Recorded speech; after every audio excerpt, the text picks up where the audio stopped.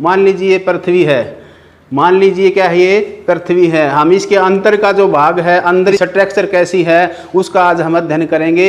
ये हमारी पृथ्वी की ये जो मॉडल है, ये बना रखा है चित्र, हम देखेंगे कि इसकी संरचना कैसी है, उसके बारे में अध्ययन करेंगे। उससे पहले मैं आपको बता देता हूँ कि हमारी जो पृथ्वी है, यहाँ से लेकर के यहाँ तक हमारी पृथ्वी परतों में बनी हुई है। और वो जो परत हैं वो घनत्व के आधार पर, ऊपर हल्की परत हैं, फिर उससे भारी परत हैं, फिर उससे भारी, और कि ये गिलास में मैंने जैसे लस्सी डाल दी है, ऊपर इसके अंदर जल है, इस जल का घनत्व कम है और इस लस्सी का घनत्व ज़्यादा है। उसी प्रकार हमारी जो पृथ्वी है, इस पृथ्वी में ऊपर वाली परतों का घनत्व कम है और नीचे घनत्व ज़्यादा है। चलो अब हम अध्ययन करते हैं। हमारी जो पृथ्वी है उसकी मुख्य 3 परतें हैं, यहाँ से लेकर के और यहाँ तक केंद्र तक 6370 किलोमीटर क्या है हमारी पृथ्वी का आर है, रेडियस है। यहाँ से लेकर के यहाँ तक पृथ्वी का अर्धव्यास जो आर है वो कितना है, ये प्रश्न आ जाता है, ध्यान रखना है। पृथ्वी का आर पूछ लेता है, पृथ्वी की त्रिज्या पूछता है, तो 6370 किलोमीटर, यानी कि यहाँ से लेकर के यहाँ तक 6370 है। इस 6370 यहाँ से यहाँ तक हमारी पृथ्वी तीन परतों में बनी हुई है। ऊपर वाली जो परत है वो सियाल है, फिर साइमा है, फिर निफे है। ये 3 मुख्य परतें हैं हमारी पृथ्वी की। सियाल 2 शब्दों के मेल से बना है, Si + Al, Si + Al। Si का मतलब है सिलिका, क्या होता है, सिलिका, और Al का मतलब होता है एल्यूमिनियम। यानी कि जो हमारी पृथ्वी की जो ऊपर वाली जो परत है सियाल, इसमें क्या है, इसमें सिलिका और एल्यूमिनियम की प्रधानता पाई जाती है। ध्यान रखना है, ये पेपर में आ जाए तो आप बता देना, लिख देना कि सियाल में कौन कौन सी धातु हैं, कौन कौन से तत्व हैं, तो आपने तत्व बता देना है, सिलिका और एल्यूमिनियम। उसके बाद जो दूसरी जो परत है, ये जो 2900 किलोमीटर तक है, यहाँ से लेकर के और यहाँ तक 2900 किलोमीटर की मोटाई तक हमारी दूसरी जो परत है, तक हमारी सीमा पाई जाती है, साइमा। कितनी गहराई तक है, 2900 किलोमीटर की गहराई तक है। ये जो है ये 2 तत्वों के मेल से बनी है Si + Ma। इसमें साइमा में कौन कौन से 2 तत्व हैं, सिलिका, Si का मतलब सिलिका और Ma का मतलब मैग्नीशियम। ये प्रश्न आपसे पूछ ले, परीक्षा में आया हुआ एक बार कि सिलिका और मैग्नीशियम किस परत में पाए जाते हैं। सिलिका और मैग्नीशियम साइमा परत में पाए जाते हैं। पृथ्वी की दूसरी परत है जो 2900 किलोमीटर की गहराई तक फैली है, यानी स्थित है।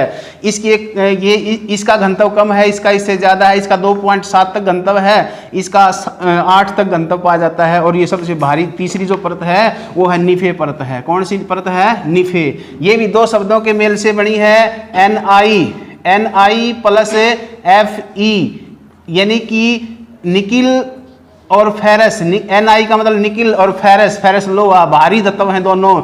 निफे में कौन सी तत्व हैं, निफे में निकिल और फेरस तत्व पाए जाते हैं, जो बहुत ही भारी तत्व हैं। तो आपने ध्यान रखना है कि ऊपर वाली जो परत है वो सियाल है, फिर सीमा है, फिर निफे है। 3 परतों में बटी हुई हमारी पृथ्वी है। ये सभी जो जानकारी हैं कैसी हैं, ये परोक्ष परमाणु पर हैं, न कि प्रत्यक्ष परमाणु पर है। ये पहले की ये जो विभाजन किया गया था, और आज जो पृथ्वी की आंतरिक संरचना का जो लेटेस्ट जो विभाजन किया गया है, वो मैंने इस डायग्राम के द्वारा, इस चित्र के द्वारा आपको अच्छी प्रकार से मैं समझाऊंगा कि आज जो हमारी पृथ्वी की जो आधुनिक जो विचारधाराएं हैं, आधुनिक जो मान्यताएं हैं, वो पृथ्वी के आंतरिक भाग में कितनी परतों में बनी हुई है पृथ्वी, उनके बारे में बताएगा। पहले 3 ये मुख्य परत बताते थे, सियाल, सीमा और निफे।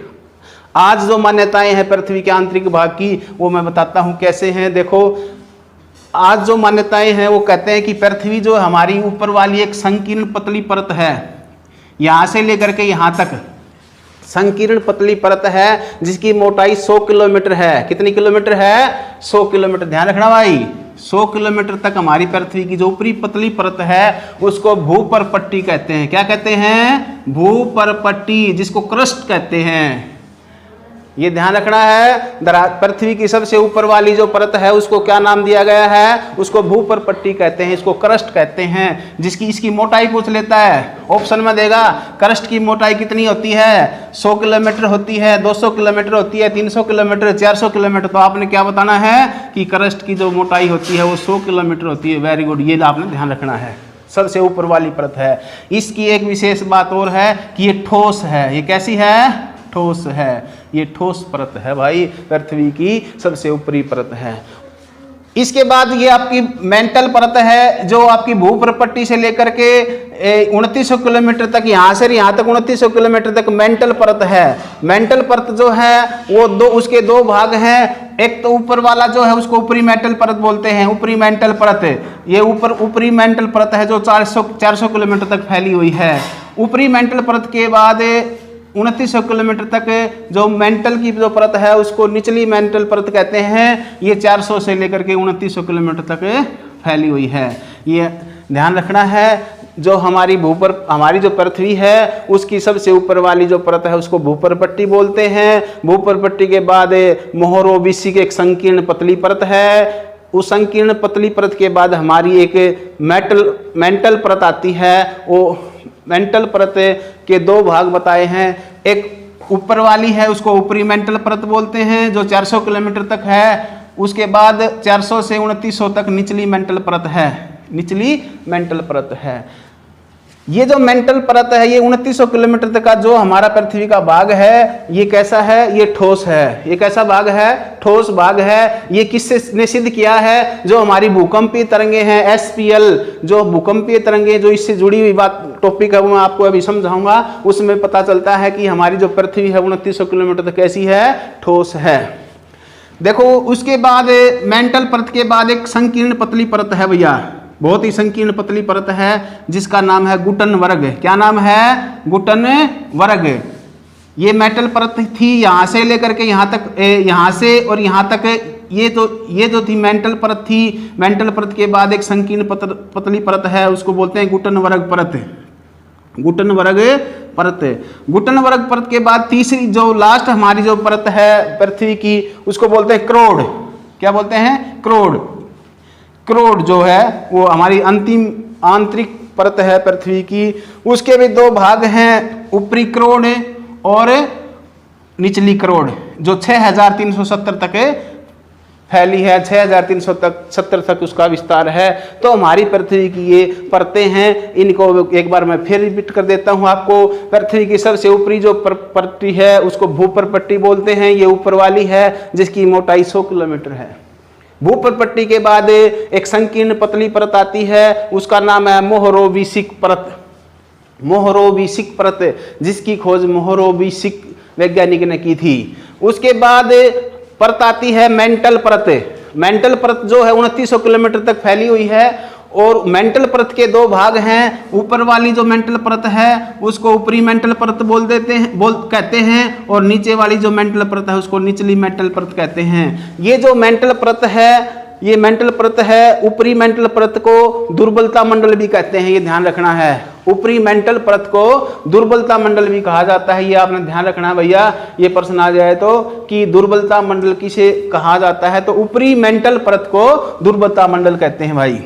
ये जो निचली मेंटल परत है उसके बाद एक परत है संकीर्ण पतली परत, उसका नाम है गुटन वर्ग। गुटन वर्ग बिल्कुल संकीर्ण पतली परत है, उसका नाम है गुटन वर्ग परत। और गुटन वर्ग परत के बाद सबसे अंतिम जो हमारी जो परत रह जाती है वो उसको बोलते हैं क्रोड। वो कौन सी है? क्रोड। ये ऊपर वाली ऊपरी करोड़ है और ये निचली करोड़ है जो 6370 तक फैली है। तो ये ध्यान रखना है। हमारी जो पृथ्वी की जो संरचना है वो परतों में हुई है। और मैंने ये परत जो आपको बता दी सीक्वेंस से बताई। पहले भूप्रपट्टी है, भूप्रपट्टी के बाद आपकी मोहरोविस परत है, फिर ऊपरी मेंटल है और फिर निचली मेंटल है, फिर गुटन वर्ग है, फिर आपका ऊपरी करोड़ है, ऊपरी करोड़, फिर आंतरिक करोड़ है जो 6370 तक फैली हुई है। ये हमारी पृथ्वी की आंतरिक संरचना की परतें थी। अब मैं आपको बताता हूं कि हमारी जो पृथ्वी की आंतरिक संरचना है उसके कैसे पता चला कि वो कैसी परतों में है, किस तरह हमें पता चला कि वो उस वहाँ क्या क्या चीज़ पाई जाती हैं। जैसे मैंने बताया सिलिका और एल्युमिनियम, सिलिका और मैग्नीशियम, निकिल और फेरस पाए जाते हैं। तो उसकी भूगर्भ की जानकारी के लिए जो स्रोत हैं वो दो प्रकार के स्रोत हैं। एक प्रत्यक्ष स्रोत, कौन से? प्रत्यक्ष, और एक अप्रत्यक्ष। ये बहुत ज़बरदस्त टॉपिक है, जो भूगर्भ के बारे में जानकारी देने वाले जो हमारे साधन हैं, स्रोत हैं, वो दो प्रकार के कौन कौन से हैं? प्रत्यक्ष और अप्रत्यक्ष। अब हम पहले प्रत्यक्ष जो स्रोत हैं उनका अध्ययन करते हैं। प्रत्यक्ष स्रोत, प्रत्यक्ष यानी कि जो सीधे, जैसे अपन कोई चीज देखते हैं, उसको छू लेते हैं तो हमें पता चल जाता है कि ये चीज ऐसी है। जैसे ये मैंने बताया कि जैसे ये तरबूज है, एक प्रकार से मैंने पृथ्वी का मॉडल आपको यहाँ समझाया है। इसको अपन ऊपर से देखते हैं तो आपको पता चल जाता है कि ये ऐसी खुरदरी है, ये ऐसी कठोर है, नरम है। इसके अंदर हम नहीं देख सकते, झांक नहीं सकते, इसके अंदर हमको पता नहीं कैसी है, तो उसकी जानकारी के लिए वो अप्रत्यक्ष ही हमारे पास प्रमाण है। और ऊपर से अपन देखते हैं कोई चीज ऐसे तो प्रत्यक्ष प्रमाण है। तो हम भूगर्भ की जानकारी के बारे में जो हमें नॉलेज जो देती है जानकारी, वो स्रोत जो है वो दो प्रकार के हैं, प्रत्यक्ष और अप्रत्यक्ष। पहले हम प्रत्यक्ष जो स्रोत हैं उनके बारे में अध्ययन करते हैं। प्रत्यक्ष जो है, देखो प्रत्यक्ष जो स्रोत हैं उसके बारे में देखिए। प्रत्यक्ष में खनन आता है पहला। जैसे हमारा धरातल है, ये सरफेस है, इसके अपन जब खनन करते हैं, धातुओं को निकालते हैं, खनिजों को निकालते हैं, तो हमें पता चल जाता है कि ये खनिज कैसा है, कठोर है, नरम है, कैसा है, इसका घनत्व कैसा है। उनसे हमें उससे पता चल जाता है कि ये ऐसा है, कि इसकी क्वालिटी ऐसी है, ये भारी है, हल्का है, धातु है, अधात्वी है, अधात्विक तत्व है। तो ये तो होते हैं प्रत्यक्ष। या हमने कोई गहरा कुआं खोद दिया अपने ऐसे धरती के अंदर तेल निकालने के लिए, उससे भी पता चल जाता है कि हमारी पृथ्वी कैसी है। वो तो स्रोत है हमारे, प्रत्यक्ष स्रोत है ये। तो पहला जो खनन वाला है उसमें देखो कि विश्व की सबसे गहरी, विश्व की सबसे गहरी भाई गहरी जो खान है, दुनिया की सबसे गहरी खान, पेपर में आ जाता है कि विश्व की सबसे गहरी खान कौन सी है, तो उसका नाम है रोबिन। कौन सी है? रोबिन गर्त या रोबिन खान।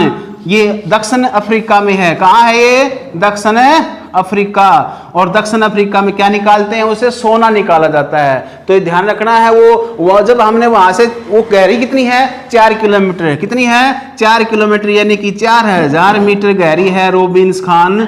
और वो वहां से जब हमने खान सोना निकाला तो हमें वहां तक की हमारी पृथ्वी की जो संरचना है उसके बारे में अध्ययन पता चल गया कि हमारी उस क्षेत्र में 4000 मीटर तक हमारी पृथ्वी ऐसी है। लेकिन दूसरा जो स्रोत है का है, हमने परवेदन किया गया है आर्कटिक महासागर। जो आर्कटिक महासागर है उसमें 12 किलोमीटर गहरा एक हमने कूप खोदा है। एक कोला जो क्षेत्र है उत्तरी आर्कटिक महासागर में, कोला क्षेत्र में 12 किलोमीटर तक हमने क्या किया है? एक कुआं खोदा है, जिससे हमें पता चला है कि हमारी पृथ्वी वहां ऐसी है। लेकिन उसके अतिरिक्त कुछ ऐसे और स्रोत हैं प्रत्यक्ष जो हमें बताते हैं कि हमारी पृथ्वी कैसी है। वो है ज्वालामुखी। वो क्या है? ज्वालामुखी। धरातल के नीचे से जब लावा बाहर निकलता है भाई, धरातल के नीचे से जब लावा बाहर निकलता है, ये हमारा धरातल है, इसके नीचे से जब मैग्मा, नीचे मैग्मा होता है धरातल के नीचे, उसको बोलते हैं मैग्मा।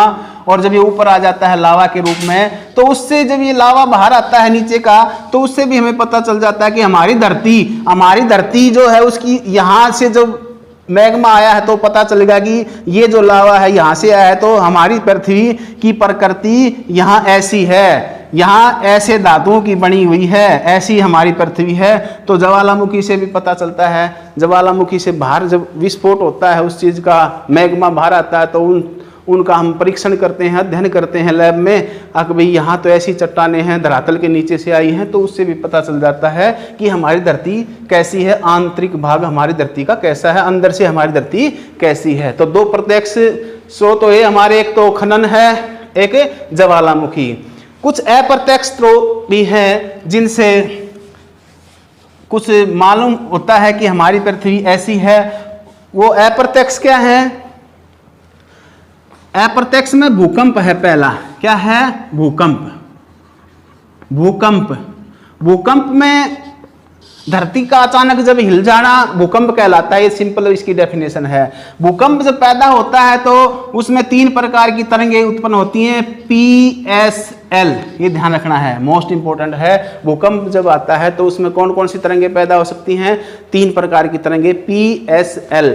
P होती हैं प्राइमरी जिसको प्राथमिक बोलते हैं, एस सेकेंडरी और एल होती हैं धरातलीय तरंगे। एल कौन सी हैं? धरातलीय तरंगे। जो प्राथमिक तरंगे होती हैं ये तीनों माध्यम में से ठोस, तरल और गैस तीनों माध्यम में से गुजर सकती हैं। यानी कि इससे ये पता चलता है जिस धरती के अंदर जहां पर पी तरंगे सक्रिय हो जाती हैं तो इसका मतलब धरती हमारी वहां तक ठोस हो सकती है, गैसीय हो सकती है, तरल हो सकती है। ये ध्यान रखना है। इनकी जो गति है पी तरंगों की गति 8 किलोमीटर, भाई मोस्ट इंपोर्टेंट क्वेश्चन है, 8 किलोमीटर प्रति सेकंड। ध्यान रखना कि जो पी तरंगे होती हैं उनकी गति आ जाती है, बताओ तो आपने बताना है 8 किलोमीटर प्रति सेकंड होती है। प्राथमिक तरंगों की, प्राइमरी तरंगों की जो गति होती है भूकंपीय प्राइमरी तरंगे उनकी गति होती है 8 किलोमीटर प्रति सेकंड। ध्यान रखना है भाई। ये ठोस, तरल और गैस तीनों माध्यम में से गुजर सकती हैं, ये भी याद रख लेना है आपने। और इन जो भूकंप की जो सीस्मोग्राफी यंत्र होता है उससे भूकंप की क्या होता है, तरंगों का मापा जाता है और उसके ऊपर एक रिएक्टर स्केल होता है जिससे उसकी गति को मापा जाता है। रिएक्टर स्केल कहाँ होता है? सीस्मोग्राफी यंत्र पर होता है, याद रखना। सीस्मोग्राफी यंत्र से भूकंप की तरंगों का पता लगाते हैं। ये पी तरंगे होती हैं। एक पी तरंगों के बारे में एक दूसरी बात और ध्यान रखना है, ये ध्वनि तरंगों की भांति चलती हैं। किसकी तरह है? ध्वनि तरंगों की भांति चलती हैं, जिसको इनको अनुदैर्घ्य तरंग भी कहते हैं। अनुदैर्घ्य तरंग किसे बोलते हैं? पी तरंगों को अनुदैर्घ्य तरंग भी कहते हैं। ध्यान रखना है भाई। पी तरंगों के बारे में आ जाए तो पी तरंगे, प्राथमिक तरंगे, अनुदैर्घ्य तरंगे 8 किलोमीटर प्रति सेकंड के गति से चलती हैं, तीनों माध्यमों में से गुजर सकती हैं, ठोस, तरल और गैस। पी के बारे में समझ में आ गई आपको। अब चलते हैं एस तरंगे। इनको सेकेंडरी तरंग बोलते हैं भाई। क्या बोलते हैं इनको? सेकेंडरी, द्वितीय। कौन सी है? गौण तरंगे हैं, द्वितीय हैं ये, गौण तरंगे होती हैं। ये इनकी जो गति होती है 5 किलोमीटर प्रति सेकंड। ये ध्यान रखना है। गौण तरंगों की या एस तरंगों की या द्वितीय तरंगों की, सेकेंडरी तरंगों की गति आ जाती है तो 5 किलोमीटर प्रति सेकंड होती है भाई। ये केवल ठोस माध्यम से, किसमें से? ठोस माध्यम से। ये जबरदस्त क्वेश्चन आ गया। वो कौन सी तरंगे होती हैं जो केवल ठोस माध्यम से गुजर सकती हैं? कौन सी हैं? सेकेंडरी तरंगे होती हैं भाई। सेकेंडरी तरंगों से हमें बहुत अधिक जानकारी मिली है पृथ्वी के आंतरिक भाग के बारे में। कैसे? मैंने बताया कि एस तरंगे केवल ठोस में से गुजर सकती हैं, तो हमारी जो धरती यहाँ से लेकर के यहाँ तक 2900 किलोमीटर के केवल एस तरंगे ही प्रभावित देखी गई है, एस तरंगों का ही प्रभाव देखा गया है। तो इससे पता चलता है कि हमारी पृथ्वी 2900 किलोमीटर तक कैसी है? ठोस है। इससे आगे हमारी एस तरंगे नहीं पहुंच जा पाती, इस तक अगर नहीं पहुंच पाती तो इसका मतलब हमारी धरती 2900 किलोमीटर तक कैसी है? ठोस है। क्लियर हो ये बात? एस तरंगे बताती है कि हमारी पृथ्वी 2900 किलोमीटर तक कैसी है? ठोस है। क्यों? कि एस तरंगे 2900 किलोमीटर तक ही अपना प्रभाव दिखा पाई हैं। तीसरी, ये जो एस तरंगे होती हैं ये अनुप्रस्थ मार्ग में चलती हैं, जिस कारण इनको अनुप्रस्थ तरंगे भी बोलते हैं। क्या बोलते हैं इनको? अनुप्रस्थ तरंगे। तीसरी तरंगे होती एल तरंगे, धरातलीय तरंगे होती हैं। कौन सी? धरातलीय तरंगे हैं एल तरंगे। इनकी जो गति होती है 3 किलोमीटर भाई, 3 किलोमीटर प्रति सेकंड। क्या गति है इनकी? 3 किलोमीटर प्रति सेकंड होती है। ध्यान रखना है कि धरातलीय तरंगों की गति क्या होती है? 3 किलोमीटर प्रति सेकंड। ये जो धरातलीय तरंगे होती है तीनों माध्यम में से गुजर सकती है भाई, ये याद रख लेना भाई। धरातलीय तरंगे और प्राथमिक तरंगे, दो प्रकार की तरंगे तीनों माध्यम में से गुजर सकती हैं, जबकि एस तरंगे केवल ठोस माध्यम से गुजर सकती हैं। तो आपकी एल तरंगे हैं वो धरातलीय तरंगे, ठोस, तरल और गैस तीनों माध्यम में से गुजर सकती हैं भाई। 3 किलोमीटर प्रति सेकंड गति होती है। इनकी खोज एच.डी. लव ने इनकी खोज की थी, जिस कारण इनको लव तरंग भी कहते हैं, जिनके कारण इनको लव तरंगे कहते हैं। लव तरंग इसलिए कहते हैं कि इनकी खोज एच.डी. लव ने की थी और एक खास बात और बताता हूँ कि जितनी भी तरंगे 3 प्रकार की तरंगे हैं पी, एस और एल, इनमें सबसे ज़्यादा खतरनाक जो तरंगे होती हैं वो पी एल तरंगे होती हैं। कौन सी तरंगे होती हैं? एल तरंगे होती हैं। सबसे ज़्यादा खतरनाक तरंगे कौन सी हैं? जिससे अधिक नुकसान होता है वो एल तरंगे होती हैं। ध्यान रखना है, एल तरंगे, ये जो हमारा धरातल है, इस धरातल के आसपास ये अधिक प्रभाव डालती हैं, ये इसलिए अधिक खतरनाक मानी गई हैं। इसमें एक छोटी सी बात और इम्पोर्टेंट है, वो आपको बताता हूँ। यदि आपको मेरी वीडियो, हमारा जो टॉपिक अच्छा लगा है तो लाइक करना, सब्सक्राइब करना, और ये बहुत ही आगामी जो DSSB की परीक्षा है और दूसरी महत्वपूर्ण परीक्षा है उनमें प्रश्न जरूर आता है। यो अब बताऊंगा ये मोस्ट इम्पोर्टेंट प्रश्न क्या है। जब ये तरंगे पैदा होती हैं, भूकंप ये तरंगे पैदा होती हैं, ये हमारा धरातल है। ये क्या है? ये धरातल है। इस धरातल के नीचे से भूकंपीय तरंगे पैदा होती हैं। जहां से भूकंपीय तरंगे पैदा होती हैं उसको क्या कहते हैं? उसको बोलते हैं उद्गम केंद्र। क्या बोलेंगे? उद्गम केंद्र। फोकस होता है ये।